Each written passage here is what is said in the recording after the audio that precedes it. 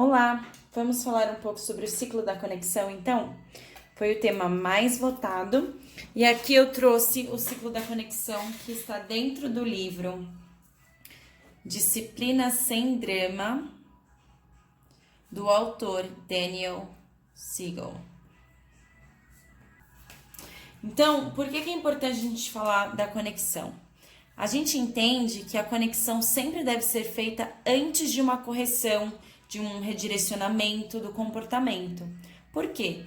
Quando a criança está num momento, numa considerada birra, né, de um descontrole emocional, quem está regendo é o andar de baixo do cérebro.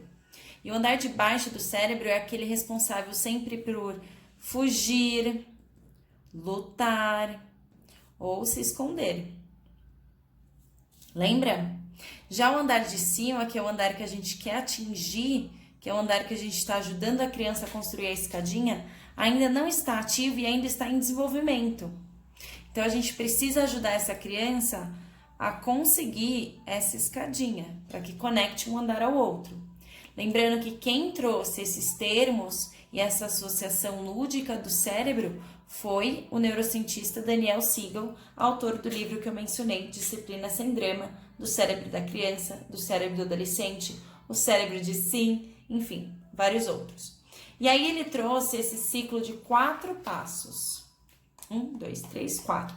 Que é um passo a passo de como a gente deveria estabelecer essa conexão com a criança.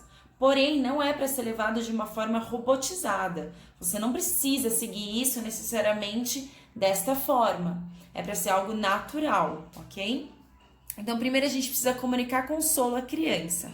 Como? Através de uma comunicação não verbal, como um abraço, um toque no ombro. A gente sempre tem que levar em consideração também que o nosso tom de voz deve estar apropriado para aquele momento e os nossos olhos devem estar abaixo do olhar da criança, para que assim a gente consiga estabelecer a mesma altura e uma relação mais direta. Depois que a gente comunicar esse consolo, a gente vai validar. A gente deve evitar frases que falam: não foi nada, não precisa chorar, nossa, mas já já você vai ficar feliz. Não precisa. A gente precisa validar aquilo que a criança está sentindo. Como perceber que você ficou triste, acho que você ficou chateada, não foi? E lembre-se que a gente nunca assume, a gente sempre checa. É isso mesmo? Você está se sentindo assim? Depois que a gente validar esse sentimento, a gente vai escutar o que essa criança está querendo falar pra gente. A gente tem a mania de querer falar demais. E nessa hora o que a gente precisa é ficar quieto, sem apelar logicamente, né? Querer falar um monte de coisa sobre o que aconteceu, sem querer trazer o sermão, porque lembre-se, o andar de cima ainda não ativou. Não chegamos no andar de cima ainda, a gente ainda tá vindo dessa escadinha.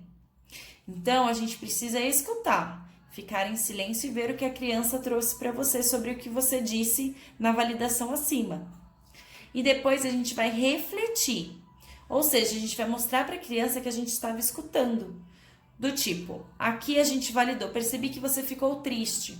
Aí a criança falou, eu fiquei triste, mas também fiquei muito brava porque meu amigo tirou o brinquedo da minha mão.